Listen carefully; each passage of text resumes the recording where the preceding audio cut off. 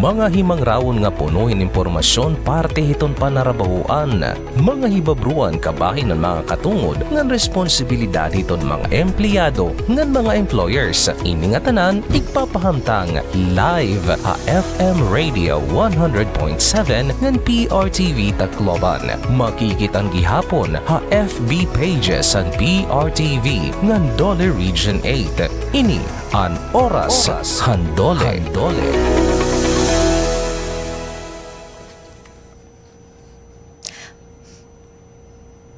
Maupay nga kulop, Eastern Visayas, maupay nga kulop hayong nga tanan to all the viewers and listeners han aton programa yan nga kulop, Oras and DOLE, brought to you by the Department of Labor and Employment, Region 8. Inilagi hapon po ang iyong host, si Norma Reyes Costimiano, an Information Officer han DOLE Region 8. So once again, good afternoon po. Siring pa cold afternoon, pero na po kaadlaw ano nga ginuuran kita in aton region because of the low pressure area, pero siring pa tuloy ang buhay, padayon po ang aton mga siring pa activities, labi na yan ng tikaheranian aton sinisiring a Pasko. So, but before anything else po, I would like to greet an amon, syempre, OIC Regional Director, Attorney Dax Villaruel. Good afternoon, sir, and to all our usa-usahon ko po kay siring pa maharani na kita mahumanit aton 2024. I'd like to greet our Assistant Regional Director, Sir Norman L. Vico. Good afternoon, sir. Pati gihapon ang aton mediator arbiter, Attorney Cecilio I. Balenya, maupay nga kulop, attorney, and to all our heads of the different field offices and division heads from the Internal Management Services Division, Sir Arnel Malate, to the TSSD Chief, Sir Virgilio Doroja Jr., and of course, syempre, siring pa man ang aton mga very active nga mga heads of the different field offices, to the North Leyte Field Office Chief, Engineer Emmanuel de la Cruz, to West Leyte Field Office Head, Mr. Roselito Iganya, dito liwat po ha Southern Leyte Field Office. Good afternoon, Ma'am Eden Ligaya Golong. And syempre ang atong Biliran Field Office, headed by Mr. Francisco A. Segovia Jr. And para liwat dito ang aton mga taga-Samar, from the Samar Field Office, headed by Engineer Alexi Cesar Abellar. And of course, para gihapon han namumuna na aton Eastern Samar Field Office, Ma'am Salvacion A. Yepes. And of course, the farthest from Tacloban, Northern Summerfield Office, we have Engineer Primo and Gorin. Maupay po kakulo pa yung tanan. I hope you are all feeling good and better.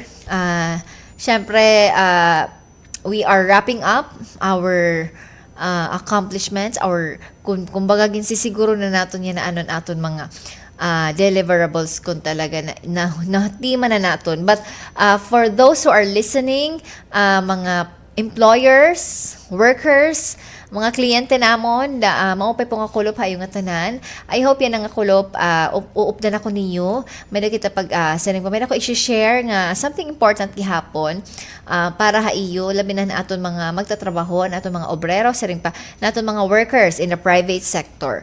So, today, December 20, 5 days till before Christmas, pero bisan sugad, padayon po naton serbisyo, hatikang nga Department of Labor and Employment, open pa po naton mga opisina, diri pa man po nagpapasko. So, kung may ada pa po kamo mga gusto, siring pa igsangguni ha amon opisina, abre pa po ang opisina ni Department of Labor and Employment, willing to serve, syempre, ang aton mga ikasi workers din ha Eastern Visayas. So, yan nga kulop, may na po kita gusto ko i-share kasi yan nga December, damoy aton holidays. So, gintika nga nito actually dinahan December 8, may nakita hadto dito holiday. So, I'd like to share haiyo yan nga kulop ang partehan aton, ang sulod han aton Labor Advisory number 14 series of 2024 para ini po han guidance an aton mga workers and employers gihapon, labi na aton mga in charge han aton pagpa-process han mga payroll han aton mga empleyado. So I hope if you are listening, please tune in. Ayon ikaw mo pagbalin sa ring pahit aton channel. Dinhi ani kita yan na FMR 100.7 and PRTV, and nakikitaan gihapon kita actually Facebook namon ha amon Facebook page DOLE Region 8. So Kung pagbabalin mo pala yan na, ayaw na aning balin, pamati ani ka mo, hita akong siring paigsusumat, an aton Party Labor Advisory number 14, series of 2024. So, inihiya amoy na naton magmamandohan kung ano ang pagbayad at sweldo. Payment of wages for the special non-working days on December 8, 24, and 31. And regular holidays on December 25 and December 30. So, uutrohon ko po.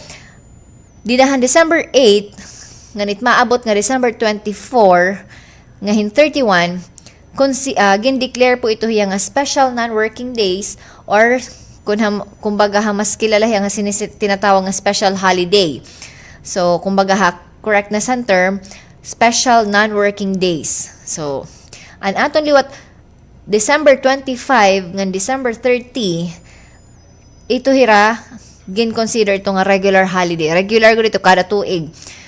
Apit hira listahan it regular holiday. So, ano't pinagkaiba ini haira, makikita nato niyan ano it difference hindi nga duduha when it comes to payment of wages. Ano't mga implications, ano't pinagkaiba kung ang empleyado nakakasulod during a special non-working days or kung nakakasulod hiya during a regular holiday. Ano it mga implication, ano it siring ano't iya gi-expect, ano't iya expectations, ano't mananabuhit iya compensation or iya sweldo.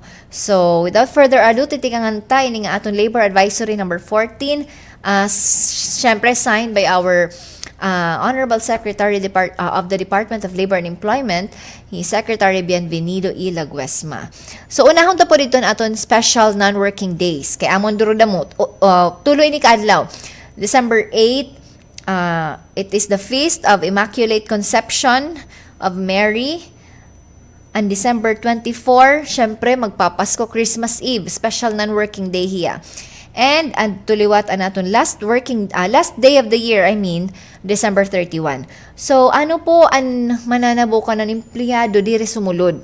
If the employee does not work on that day, nasiring ang aton labor advisory, no work, no pay principle shall apply. So, diri ka makakasweldo itong adlaw kung diri ka sumulod. Except, so may adaliwat hiya siring pa condition. Unless kuno may ada hi kumpanya, an imo kumpanya nga gintatrabahuan, may ada niya company policy or collective bargaining agreement nga nagsisiring dito nga ikaw empleyado makarawat lagi pinsweldo bisan di ka sumulod, that's the only time nga pwede ka mo mag-expect sweldo hito nga adlaw bisan diri ka mo sumulod. Pero kung waray sugad nga favorable policy ani yung kumpanya, waray ka mo CBA, kay diri ka mo unionized, ani yung i-expect is no work, no pay. Kung diri ka sumulod hito na adlaw, simple la, waray ka sweldo for that day. So that is the number 1 rule. Paano liwat ko no? Nga kita number 2. Paano kung sumulod ka during the special day? So, rule number 2, for work done during the special day, the employer shall pay the employee additional 30% of the basic wage. So, may dahiya kadugangan, syempre, because ini nga adlaw nga imong ginsudlan, it is not an ordinary working day. Naka-declare hiya as a special holiday or special non-working day. Pwede untaya nga di ka sumulod. Pero, because sumulod ka, may ka additional nga 30% of your basic wage on the first 8 hours. Kailangan tag-emphasize on first 8 hours. So, ini nga computation nga naka-flash, kung nagkikita ka mo sa TV or aton Facebook page, sample line niya nga computation, pero ang formula that is fixed. Basic wage times 130%. So, kung igbabase tahit ato ni na bag-o nga minimum wage which is 420, kay di ba nag-take effect yan December 2, from 405 plus 15 pesos naging 420. So pananglitan amot imo basic wage 420, multiply lahiya by 130%. So ang imo pinaka daily wage ito nga first 8 hours on a special non-working day is equivalent to 546 pesos. Kaya may ka additional nga 30% for that day. So, simple pa hiya i-analyze naton. That is, kung sumulod ka during a special non-working day. So, yun. Number 1, kung dire ka sumulod, no work, no pay policy will apply. And number 2, kung sumulod ka, may ada ka additional 30% from your basic wage on that day for the first 8 hours. So, yun, klaro. Makaligitan natin rule number 3. For work done in excess of 8 hours, paano kung nakagrender ka in service, lahos na han first 8 hours. Kumbaga, may da ka overtime. So, for work done in excess of 8 hours, the employer shall pay the employee an additional 30% of the hourly rate on the said day. So, may daliwat kita kadugangan nga bayad, nga igbabayad dito na aton worker kung nagre-render na hiya in service in excess of 8 hours. So overtime niya, nag-overtime hiya. So we have to kukuhaan nato ng iya inuras nga sweldo. So, ang iya basic wage for that day, i-divide lang naton hin 8 para makuha naton kung pera ang kantidad ng iya inuras nga sweldo. So, kung naton pagbabasihan ng 420 pesos nga minimum wage or basic wage, ang aton hourly rate is 52 pesos and 50 centavos. So, ang aton formula, pagkuhahan aton overtime pay, kung nakag-overtime hi worker, siguntahin 4 hours. Example man lang ni so, the formula is, or hourly rate, or ano mo inuras nga sweldo, times 130%, multiply again by 130% kay kanan overtime hiya, multiply by the number of hours work. Kung pera ka oras nga nag-overtime. So, ang aton hito answer, magiging equivalent ito dida is 52.50 times 130% times 130% times 4 hours. So, may ada ka 354 pesos and 92 centavos nga imo pinaka-overtime pay for the 4 hours. So, amoy nit imo overtime pay na iba po kasi special non-working day hiya. So, may ada kadugangan nga premium siring pahan imo basic wage kay 130%.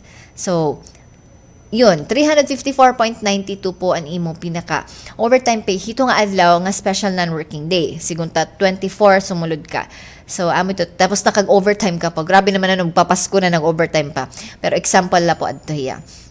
So, ayan, nga di kita, makaliliwat kita natin. Rule number 4, kung nagbabayad kita in sweldo kung special non-working day. So, ano natin, rule number 4, for work done during a special day that also falls on the employee's rest day.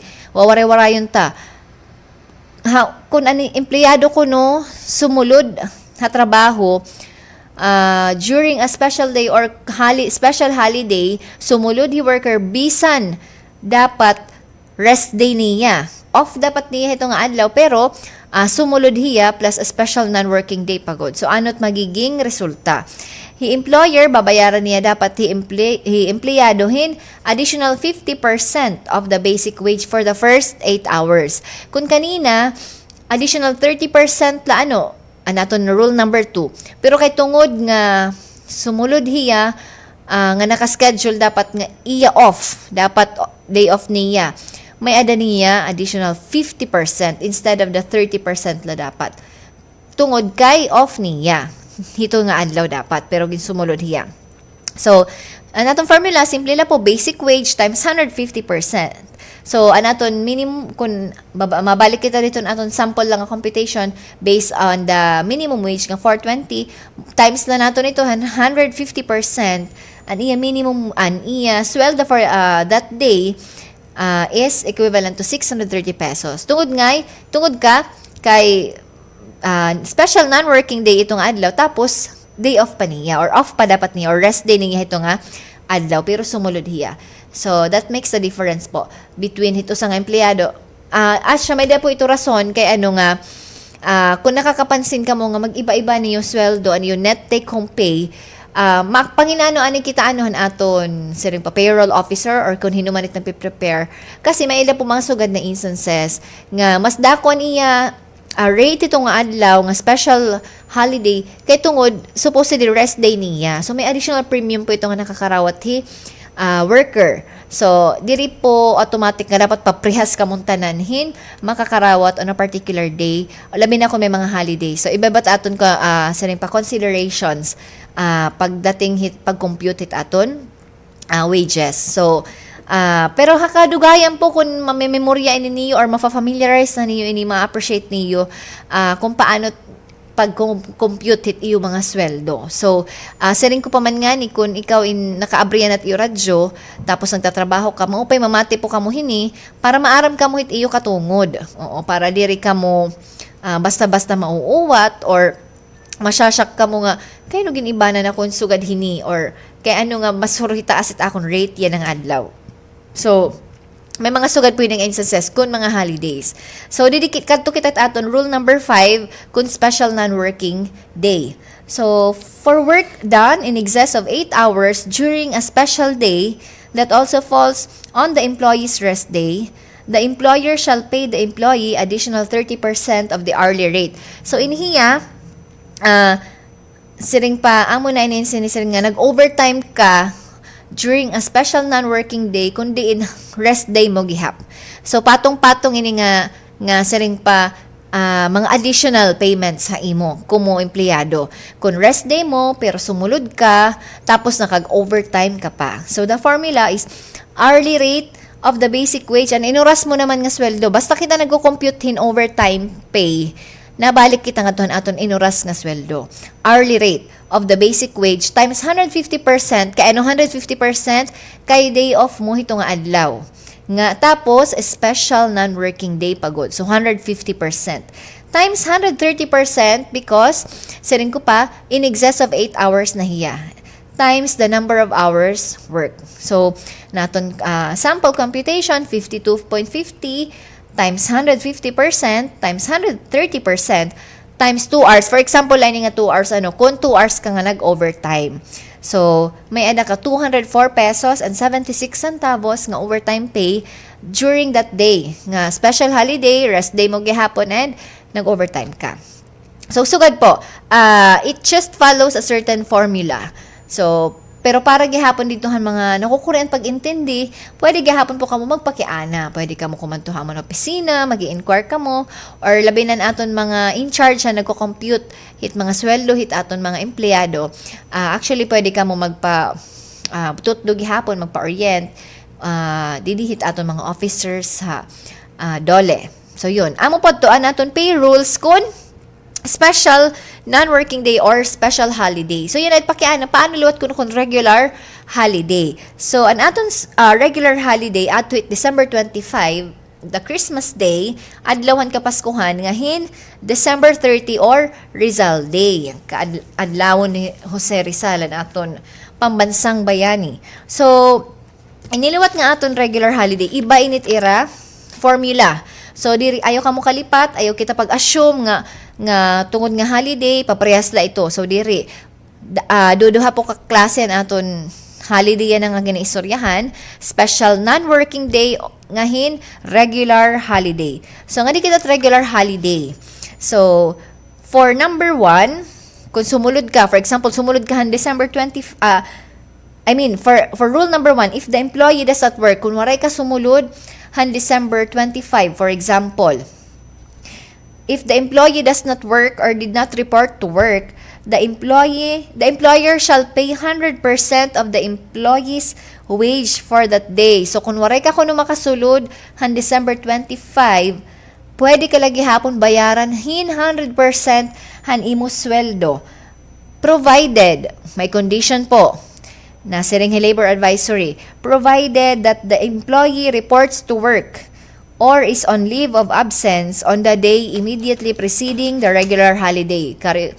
Waray-waray yun naton, empleyado may entitled lahiya 100% nga sweldo bisan diri hiya sumulod on a regular holiday kung nakasulod ka or naka-report ka imo trabaho adlaw before hito nga regular holiday. So, kung example, didahan 28, maabot nga December 25, diri ka sumulod. Makakakarawat ka lagi hapon it bugos ni mga sweldo or 100% it imo basic wage kung sumulod ka didahan December 24. Amo ito it condition. It aton balaod. Diri automatic nga, ay, pwede dir sumulod kay may dalagi hapon 100% it akong sweldo. Pero waray ka lagi hapon ngayon sumulod han 24. Diri ka na ma-qualify. Hit sinisiring naton nga holiday pay. Amo init aton gintatawag nga holiday pay. An imo makakarawat lagi hapon bisan diri ka sumulod. Hito nga adlaw. For example, Rizal Day or Christmas Day. So, kung di ka sumulod, tapos waray ka sumulod the day prior to the regular holiday, sigunta December 24, waray ka sumulod, tapos waray ka naluwat sumulod in December 25, definitely, diri ka po mai-entitlehin sweldo, waray ka po makakarawat nga 100% han imo salary or sweldo. So, an formula is basic wage times 100%. That inihiya para po inihiyahan mga nakasulod han adlaw sano mag regular holiday. So, for example, December 30, nakasulod ka han December 29, may entitle ka han 100% on the following day nga gin-declare as regular holiday. So, ayun. I hope nakaklaro po natin nga likitahan aton rule number 2 kung regular holiday, paano po kung sumulod ka during a regular holiday. For example, sumulod ka han December 25. So, what will happen? For work done during the regular holiday, the employer shall pay a total of 200% of the employee's wage for that day for the first 8 hours. So, mas simple nga pag-explain, kung sumulod ka on a regular holiday, may ada ka, mababayaran kahin 200% of your wage. So, double pay. Amo bin sinisiring naton nga double pay. Times 2, ani mo nakakarawat nga sweldo kung sumulod ka on a regular holiday. So, ang formula, simple la po, basic wage times 200%. Kay, dodoble ang imo sweldo hitong adlaw. So, kung 420 imo per day, times 200%, may ada ka 840 pesos nga wage hitong adlaw. Kay, matungod nga regular holiday. So, ayan. Siring paamo nito atong balaod, gintatagan yung premium adto mga hatagin serbisyo bisan man regular holiday. Kasi empleyado pwede gyap niya piliyon nga di sumulod. Mapahuway ako kay regular holiday, di ba? So, just like it aton mga nagtatrabaho sa gobyerno basta regular holiday, wala gud talaga trabaho.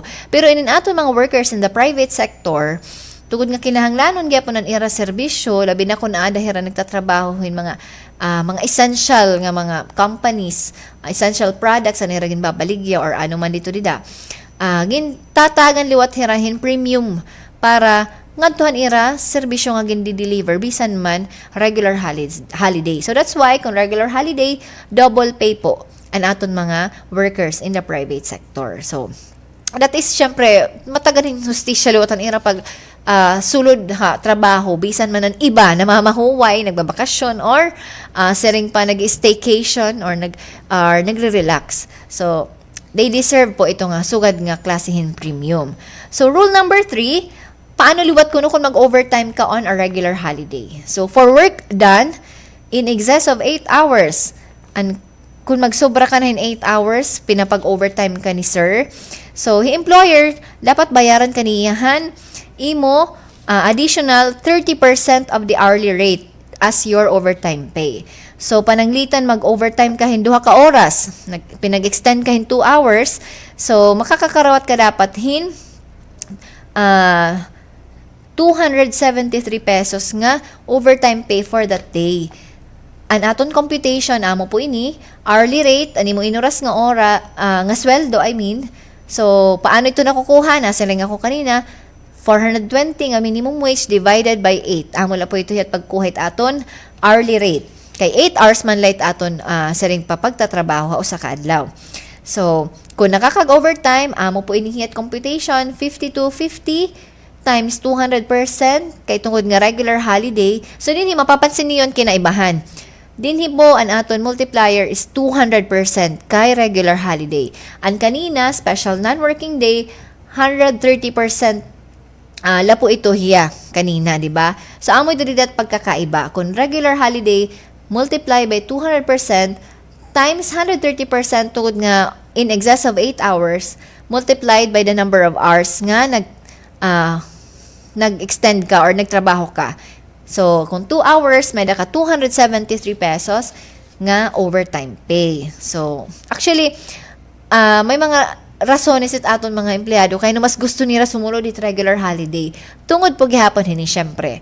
Kung ikaw magtatrabaho, dodoble pa nimo bayad. Tapos kung pinag-extend ka ni sir, okay na okay ka no, may gihapon overtime pay. Pero syempre an amon po ha reminder per me from the Department of Labor and Employment, an amon reminder to the employers, be fair po kita hit aton mga empleyado. Ihatag ta po ha ira, i-compute ta po maupay kasi ini mga katungod. Syempre naging trabahoan nira and adahit aton balaod. I hope nahahatag ini ha ira.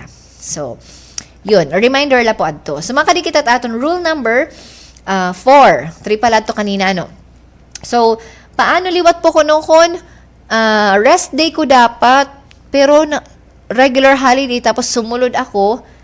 And ano ta ko nag-expect? What will happen to my wage ito na adlaw? So for work done during a regular holiday that also falls on the employee's rest day, employer dapat bayaran kaniya hin additional 30% of the basic wage of 200%. So ano mo basic wage hito na adlaw tungod kay regular holiday is 200%. So an aton formula, basic wage times 200% times 130%. So, tungod kay, dapat rest day mo hito nga adlaw. Pero, sigunta for example, gimpasulod, gimpa-report ka ni sir or ni ma'am kay kinahanglanon it imo serbisyo. So, an aton formula, kumbaga kung kukuhaon naton kung pirat i-expect nga sweldo itong adlaw nga dapat rest day niya tas regular holiday pagod. So that is equivalent to 1,092 pesos itong adlaw. So ang aton formula 420 pesos times 200% times 130%. So amo ito kumbaga pwede i-expect nga sweldo itong adlaw. For example, sumulod diha at December 25 dapat rest day niya tapos sumulod lagi hapon hiya. So, may dahiya 1,092 nga sweldo hito nga adlaw. Okay. Yun nga, dapat rest day niya, dapat napahuwa hiya, pero nagtrabaho lagi piyan December 25. So, nga di kita aton last nga rule, kung nagsisweldo kita aton mga worker, kung pananglitan ko no, overtime hi worker, December 25, which is dapat rest day niya hito nga adlaw. So, number 1 regular holiday na, rest day dapat niya, pero sumulod hiya, and nakag-overtime pa hiya. So, patong-patong dida nga, siring pa nga mga additional payments ang makakarawat ni worker. So, nasiring din aton labor advisory, rule number 5, for work done in excess of 8 hours during a regular holiday that also falls on the employee's rest day. So, the employer dapat bayaran hiya hin additional 30% of the hourly rate. Kay tungod, na aton hingin ko compute niya na overtime pay. So, an aton formula, mabalik kita rito an aton inuras nga sweldo ni worker which is 52.50 based on the 420 naton nga minimum wage. So, 52.50 times 200% kay tungod nga regular holiday times 130% kay tungod rest day niya itong adlaw dapat times 130% kay overtime pay. Okay, overtime. So times 2 hours amo ito napirak an oras nga nag overtime hiya. An aton overtime pay ito nga adlaw is 354 pesos and 90 centavos. So inigdudugang pa ini dito iya sweldo. An overtime pala po ini nga aton gin compute. So, kung kanina 1,092 an iya sweldo ito nga adlaw, tas nag-overtime yan 2 hours, iga-add dito naton an 1,092 nga hini nga 354 niya nga overtime pay. So more or less may niya sobra 1,400 nga sweldo hitula nga adlaw. So yun. So kumbaga well compensated gihapon worker bisan hiya nagtrabaho on a regular holiday, tapos kung kumbaga maswerte ka pa, dapat off mo pero nag-regular holiday, din require ka pagsulod, nakag-overtime ka pa. So, ito po yung tanan nga mga conditions. Gan syempre, gin papanginano ito aton balaod nga worker diri hiya malulugi. Ngan syempre, employer dapat ighatag ito niya kan worker ito nga iya mga dapat makakarawat. Anyway, nga tanan po ito makikita man ito ni DOLE kay in the course of our inspection, amo po init papanginanhit amon mga inspector. An ira mga syempre ginkikita naton ito. Papanginanhit DOLE kun mga sakto good nakakarawatan aton mga workers. So that is our Labor Advisory number 14 series of 2024.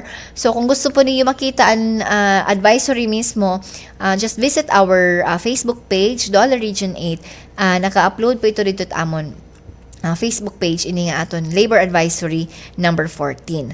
So ayan po nahuman ko po i-discuss an aton Labor Advisory number 14. Ma-break ana kita for some advertisements. Mabalik po ang aton programa Oras and DOLE. Isa ka bang kasambahay? Tara at alamin ang iyong mga karapatan. Ayon sa Republic Act 10361 o Batas Kasambahay, lahat ng kasambahay ay dapat tumatanggap ng buwan ng sahod na hindi bababa sa itinakdang minimum wage sa isang rehiyon. Kahit ikaw ay isang kasambahay, karapatan mong magkaroon ng weekly day off at makapagpahinga na hindi bababa sa 8 oras araw-araw. Gaya ng mga empleyado sa pribadong sektor, lahat ng kasambahay ay dapat nakakatanggap din ng 13th month pay mula sa kanilang mga employers. At hindi lang yan, dapat lahat ng kasambahay ay may social benefits gaya ng SSS, PhilHealth at Pag-ibig. Tandaan din, bilang isang kasambahay, may obligasyon kang gampanan ng maayos ang iyong mga tungkulin ayon sa napagkasunduan sa employment contract. Para sa mga katanungan at karagdagang impormasyon, huwag mahiyang pumunta sa pinakamalapit na opisina ng Department of Labor and Employment.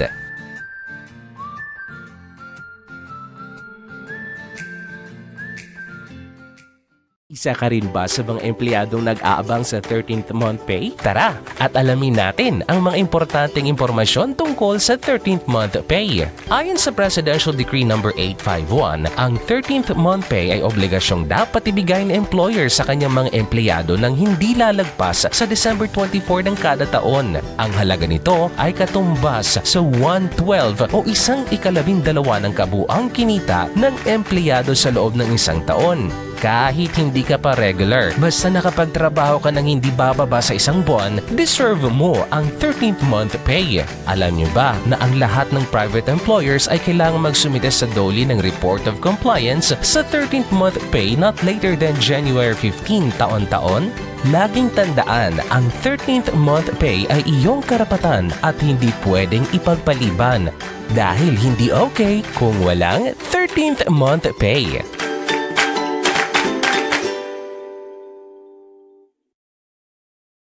Ikaw ba ay may problema sa trabaho? Isena mo na! Ang SENA o Single Entry Approach ay isang programa ng Department of Labor and Employment na nagbibigay ng mabilis at walang kinikilingang pag-aayos ng problema sa trabaho sa pamamagitan ng 30-day conciliation mediation procedure. Sa bisa ng RA 10396 at Department Order 151 Series of 2016, nagkaroon ng mga Single Entry Assistance Desks sa bawat regional office ng DOLE. Alam nyo ba na sa SENA, ang mga hinaing ay hindi itinuturing na kaso? Pinakikinggan ang parehong panig ng empleyado at employer upang makarating sa isang maayos at voluntaryong kasunduan. Magtungo lamang sa pinakamalapit na opisina ng DOLE para makapaghain ng request for assistance. Pwede ka ring makapag-file online sa sena.dole.gov.ph. Siguraduhin tama at kumpleto ang iyong mga impormasyon at hintayin ang tawag ng DOLE para sa susunod na mga hakbang. Tandaan, pag may problema sa trabaho, isena mo!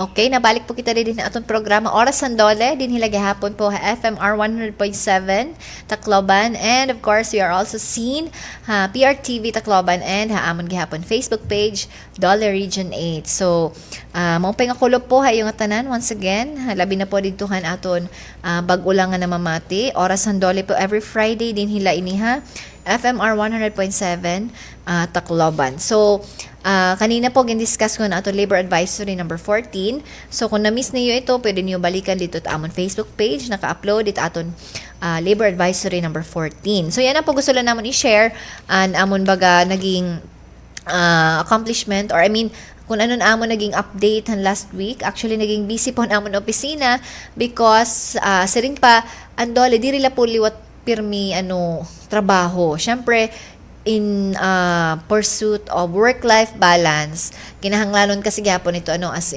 employees, kailangan may work-life balance gihapon ngan siring pa diri permi sub-sub ha trabaho. So aton po Department of Labor and Employment Region 8 nagkamiada po kamihin sports fest competition. So inihi actually still in line with the celebration of our 91st founding anniversary of the Department of Labor and Employment. So anniversary po namon didahan December 8. So inihiya in line lagi hapon ang aton 91st founding anniversary. Nagkamiada po kamihin sports fest competition ang bugos nga Dole Region 8. So may da po kami hadto actually upat nga teams nga nag-compete. Ang sinisiring naton nga Blue Empire, composed by the regional office, ang aton mga divisions, and ang aton Malsu. Basta andin po Tacloban.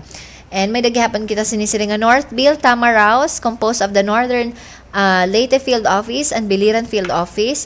May dalawat kita Red Ninjas from the West Leyte Field Office and Southern Leyte Field Office.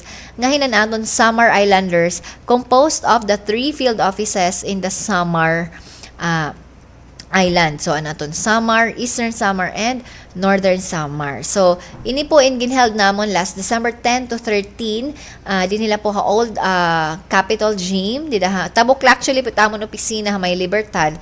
So nagkamiada kami kick-off ceremony kundi nagkamiada cheer dance competition. So hito nga adlaw upat nga teams ang nag-compete, and ang aton naging winner syempre ang aton Blue Empire. Ito nga aton nakikita yan nga mga nagpaka-blue. So asya po ito ang nagdaog na aton cheer dance competition, and ang amo gihapon na aton naging overall champion ang aton Blue Empire. So during the culminating program dito Tacloban Astrodome didahan December 13, gin-awardan naton ang Blue Empire as the overall champion. So an Empire gihapon actually ang nag-dominate ang aton men's division, ang naka-dominate ang aton basketball men's division. So champion ang basketball ang Blue Empire. Tapos pati gihapon ang badminton ang aton ito gihapon Blue Empire ang nagdaog both men and women's division singles. So yan ang aton liwat chess. Nagmulay gihapon kita anong chess ang nag-champion lot ito rida both men and male and female category or division ang aton liwat Northville, Tamaraos, or the Northern Leyte and Biliran field offices. So magkatuluwat kita aton volleyball kasi iba-iba talaga inihiya nga mga ball games. Kaya syempre gusto nato liwat nga maging healthy ini nga aton mga empleyado bisan pa man kita in siging trabaho. So dapat siring pa na preserve nato ang aton physical health. So volleyball liwat ang nagdaog ang aton mga players from the Red Ninjas. Parehas po both women and men's division. So Red Ninjas po ang nag-champion aton volleyball nga sports. So yan, pagkadiliwat po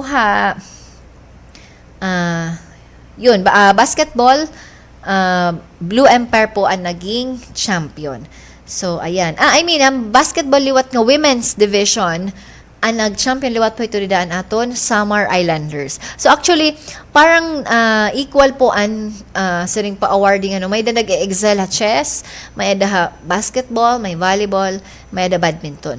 So, asya po ito naton, kumbaga, ang aton mga empleyado, diri gad totally nag-break from work kasi po bisan man po nagmumuruglay may dalagi hapon kita mga kliyente, may adagi hapon kita mga skeletal workforce nga nag-atubang na aton mga kliyente. So, On the night of Kuan Liwat, December 13, during our culminating program, nagkamayan liwat po kami in search for Mr. and Miss DOLE 8 Sports Fest. So, ang liwat ini kumbaga very memorable night ini haamon nga mga empleyado han DOLE kay siring pa di da naton din sa celebrate and kumbaga aton mga empleyado nga courageously nag-represent han ira mga team. So upat liwat ini kapadis mga kandidata nga nagpaisan-isan siring pa. So an aton po naging Mr. DOLE 8 Sports Fest Mr. Rafael Cotoner from the Blue Empire. Nga naniya liwaan aton liwat naging Miss DOLE 8 Sports Fest Miss Mickey Jane Aliposa from the Summer Islanders. So, iniya from Northern Samar inihi Miss Mickey Jane Aliposa. So, congratulations sa iyong duha. So, siring pahira talaga ang nag-stand out during the night. And aton first runner-ups are Mr. John Paul Panoy from the Summer Islanders and Miss Alyssa Sabusa from the Blue Empire. Ginsusundan liwat hira as second runners-up ni Mr. Shane Lyndon Mission nga Miss Liana de los Santos. Nga nan aton liwat, third runners-up are Mr. Zindel Magcostahan Red Ninjas ngan Miss Gina Rose Albutrahan Northville Tamaraos. So amoy tuhiran aton mga naging candidates. So nagbikwit liwat ito an kumbaga just like kita aton nakikita nga normal nga pageant may dalawat ito bikwitalan ato naging Mr. and Miss DOLE back in 2022 nagbikwit hirahan ira mga titles kasi last year waray po kami hininakag conduct nakag suga din nga pageant siring pa kay very busy kitan last year mga level may kita mga national hostings nga gin accept like the National Peso Congress. So waray kami Mr. and Miss DOLE 8 Sports Fest dinahan 2023 or last year. So, syempre during the culmination, congratulate ni Attorney Villaruel and aton tanan nga teams nga nagguol nga syempre for the great sportsmanship nga gimpakita. So, yun, kailangan kasi gihapon dili lang kita puro trabaho. We should also attend to our physical health. Pati nalagyan naton mental health. Kaya dapat ang isang empleyado healthy nga nagtatrabaho para mas maging produktibo trabaho. Okay, so amo po ito namon Sports Fest ang naging resulta. Another good news or update nato na naton parte pagtagatupad. Actually dito po Hakat Balogan City nagkamiadan tupad payout ang namon Summerfield office headed by Engineer Alexi Cesar Abelyar. Nagkamiadan pon payout parahan aton tupad beneficiaries. Sobra 3,000 po inihira nga mga tupad beneficiaries nga gimbaydan naton last December 14 dito Hakat Balogan City. So ang total hini nga aton gin payout is nagkantidad 12.2 million pesos hito lang nga adlaw. So sobra 3,017 beneficiaries to be exact. So, nakatupoy ni dito during ang payout, his Governor Shari Tan, Congressman Michael Tan of the 2nd District of Samar, and of course, ang aton very own Summerfield Office Head, Engineer Alexi Cesar Abelyar. So, ayan po, makikita niya picture. So, ganda mo po naton ginbayaran nga tupad beneficiaries during the payout last December 14. So actually namon pa po aton mga payouts inilanin naton yung feature for this week kay bangin kita makulangan in oras. So congratulations kana Sir Alexi for the successful payout sa ring panagkababaydan inihirang tanan ira mga sweldo. So for 10 days ini nga implementation Katbalogan. So ayan po for additional reminders la po we would like to remind aton mga private companies for the payment of 13th month pay iyong mga empleyado. So please, anaton po 13th month pay required po ito hiya per Presidential Decree 851. So ihatag po naton aton mga 13th month pay aton mga empleyado. Kung pwede po kung di rin na niyo hulto ng December 24, although pwede pa po until December 24 ang iyo release ang 13th month pay niyo mga empleyado. So, reminders lang po, please pay your 13th month pay to your workers. Siyempre, para kaya po nila magamitan during this Christmas season. Yun. And kung bayad na po kamo or nakapag-release na kamo 13th month pay ha yung mga workers, please don't forget to submit your report of compliance ha DOLE. So anatong liwat po ito the deadline is not later than January 15 of 2025. So ayan po, pwede niyo i-email, pwede liwat po online, may da po hini online submission hanatong mga reports. So I know, nato mga in-charge, maaram na po yun pero para hindi pa maaram, you can actually submit, pwede gahapon, email niyo ni report, pwede luwat mag-inquire ka mo hamon opisina, how to submit reports online, para di rin na kamo kailangan kumadto hamon office physically. So, ayan. So, para la po liwatan niya na nga pirmi kita ginuuran, may ada, gimabantayan nga low pressure. So, kung may ada mga weather disturbances, kung may bagyo liwat, we would like to remind our employers sa private sector, you can actually have the discretion to suspend work sa iyo company. Pwede niyo diri pasudlo ng iyo workers per Labor Advisory number 17 series of 2022. Pwede po ni employer i-suspend and work for the safety ng iya mga empleyado, labi na gud kun bagyo na talaga. So para saring pa masigurado ang safety ang iyong mga empleyado. So, gusto na naman i-remind na you can actually, may daka mo discretion. You may suspend the work sa iyo company kung pagkita niyo dangerous na or there's an, kumbaga, because of the weather disturbance, it becomes hazardous para niyo mga empleyado nga sumulod pa, magiging dangerous na era or makukurean na pagsulod. So, reminder la po ito, kasi may mga napakian ng work la ko nung government, it suspend. Paano naman kami private sector? Waterproof ba ko kami? So, yun. Asya po ito tamon baton, may kita actually Labor Advisory number 17. Last 2022 pa po gin-issue na among secretary, it is still in force. Effective pa po ito hiya, waray pa man ito hiya ma-supersede. So, pwede ito hiya asya gamiton it aton mga employers in suspending work ka private sector. So, ayan. And another reminder, nag-take effect na po ang aton minimum wage orders last December 2. Please, dapat po nakag-adjust na po ang aton mga payroll officers, kung tinatawag naton, mga minimum wage ang aton po mga empleyado. So, gina-remind po naman kamo, please, dapat naka-adjust na po ang aton minimum wage. So, from 405, 420 na po ang aton minimum wage. Para liwatan aton mga kasambahay, nag-additional na po 500 pesos kasi kadungan po ito ang effectivity date, which is December 2. So, dapat po ma-adjust ang ira mga sweldo. So, for first class municipalities and cities, naton po minimum monthly wage naton mga kasambahay is 6,000 pesos. Para lawat ditohan mga nagtatrabaho second class municipalities, paubos 5,500 pesos ang iyo minimum monthly wage. So, ayan po. Tapos na naton po ang aton report for this afternoon. Salamat po han iyo pamati, han iyo pagkita. Inilagay hapon po an iyo Information Officer han Department of Labor and Employment. I would like to thank you.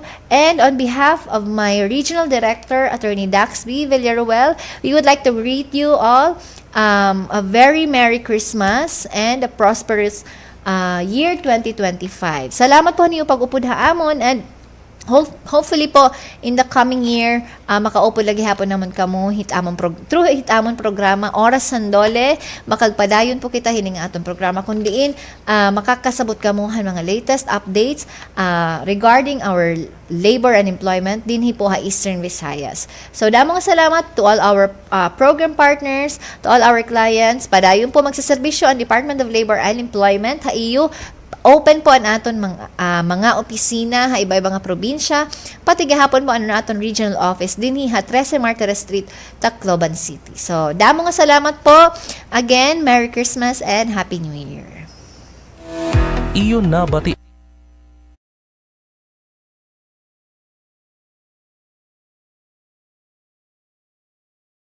an oras handole. Updi kami utro hausan naliwat nga episode nga puno in impormasyon parte ha trabaho, mga katungod ngan obligasyon han mga obrero sugat man mga employers. Oras handole kada Biyernes alas 3 nga alas 4 hiton kulop. Dinhila ha FM Radio 100.7 ngan PRTV Tacloban. Isa ka bang kasambahay? Tara at alamin ang iyong mga karapatan. Ayon sa Republic Act 10361 o Batas Kasambahay, lahat ng kasambahay ay dapat tumatanggap ng buwan ng sahod na hindi bababa sa itinakdang minimum wage sa isang rehiyon. Kahit ikaw ay isang kasambahay, karapatan mong magkaroon ng weekly day off at makapagpahinga na hindi bababa sa 8 oras araw-araw. Gaya ng mga empleyado sa pribadong sektor, lahat ng kasambahay ay dapat nakakatanggap din ng 13th month pay mula sa kanilang mga employers. At hindi lang yan, dapat lahat ng kasambahay ay may social benefits gaya ng SSS, PhilHealth at Pag-ibig. Tandaan din, bilang isang kasambahay, may obligasyon kang gampanan ng maayos ang iyong mga tungkulin ayon sa napagkasunduan sa employment contract. Para sa mga katanungan at karagdagang impormasyon, huwag mahiyang pumunta sa pinakamalapit na opisina ng Department of Labor and Employment.